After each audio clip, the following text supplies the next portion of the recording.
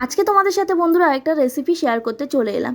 তো কাঁচা কুমড়ো আলু দিয়ে সিলভার কাপ দিয়ে কিভাবে রান্না করি সেটাই আজকে তোমাদের সাথে শেয়ার করব। এইভাবে বাড়িতে বানিয়ে দেখো, অবশ্যই খুবই ভালো লাগবে।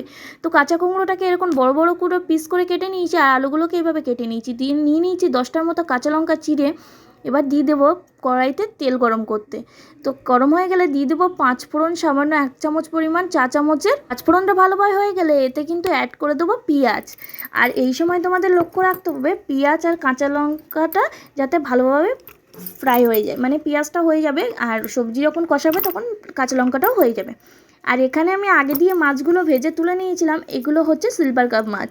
তো তোমরা যা একটু বড় সাইজের সিলভার কাপ মাছ নিলে কাঁটার পরিমাণটা একটু কম থাকবে। এই কাঁটাওয়ালা মাছ হলেও খেতে কিন্তু অসাধারণ লাগে। তো দিয়ে দিলাম কাঁচা কুমড়ো আর আলুটা কেটে রেখেছিলাম সেটা এখানে অ্যাড করে দিয়ে ভালোভাবে নাড়াচাড়া দিয়ে কিছুক্ষণ কষিয়ে নিতে হবে।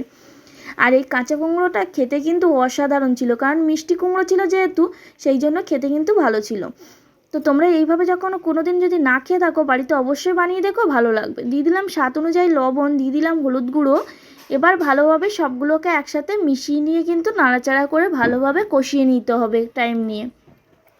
আর তোমরা এই সময় কিন্তু কোনো রকম ঢাকাঢাকি দেওয়ার কোনো দরকার নেই, ভালোভাবে কিন্তু কষিয়ে নিতে হবে। এবার দেখো কষানোর সময় কিছুটা পরিমাণে 1 চামচ পরিমাণে আদা এখানে অ্যাড করে দিলাম কুড়িয়ে। আমরা পরে আদা জিরে বাটা অ্যাড করব ঠিকই, কিন্তু তার আগে এখানে অ্যাড করে দিলাম আদা কুড়িয়ে। এবার সুন্দরভাবে কিছুক্ষণ কষিয়ে নেওয়ার পরে দিয়ে দিলাম অ্যাড করে রাখা জলটা অ্যাড করে দিয়ে এটা কিছুক্ষণ ঢাকা দিয়ে দিয়ে রান্না করে নিতে হবে, যাতে ভালোভাবে এটা সিদ্ধ হয়ে যায়। এবার দেখো ঢাকনা খুলে দিয়ে দিলাম স্বাদ অনুযায়ী চিনি, আর আমি এখানে লঙ্কা গুঁড়ো ইউজ করেছিলাম 1 চামচ পরিমাণ, সেটা তোমাদের সাথে শেয়ার করতে ভুলে গেছি। দিয়ে দিলাম আদা জিরে বাটা 1 চামচ পরিমাণ, দিয়ে ভালোভাবে 10 মিনিট ফুটিয়ে নিলে এই রেডি আমাদের কাঁচা কুমড়ো আলুর রেসিপি। এইভাবে সিলভার কাপ দিয়ে অবশ্যই বানিয়ে দেখো, এটা যে কোনো মাছ দিয়ে বানিয়ে দেখো, অবশ্যই তোমাদের ভালো লাগবে। কিন্তু আমি কাঁচা কুমড়ো দিয়ে বানিয়ে দেখলাম, কিন্তু খেতে অসাধারণ লেগেছিলো, তাই ভিডিওটা তোমাদের সাথে শেয়ার করলাম। তোমরা অবশ্যই ট্রাই করে দেখো, অবশ্যই ভালো লাগবে। এখনকার জন্য টাটা, বাই বাই।